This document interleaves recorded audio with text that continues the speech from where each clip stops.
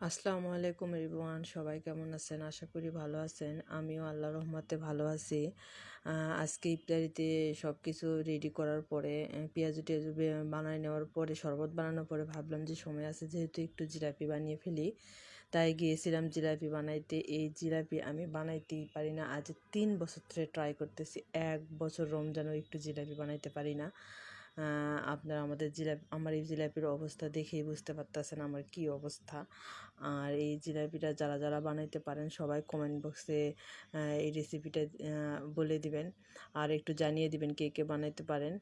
আর আমি তো একদমই বানাইতে পারি না। ভাবছিলাম যে একটু খেজুর গুড়ের মধ্যে জিলাপি বানিয়ে, রসের মধ্যে জিলাপি বানিয়ে খাই।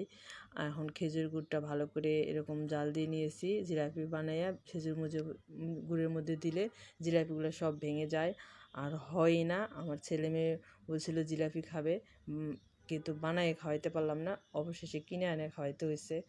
আপনারা আমার জিলাপিটার অবস্থা দেখেন। অনেক কিছু বানাইতে পারি, পেঁয়াজি বেগুনি যা আছে সবই পারি, কিন্তু এই জিলাপিটা বানাইতে পারি না। এটার অবস্থা অনেক খারাপ। এটার রেসিপি, এটার নাম যে কী দিব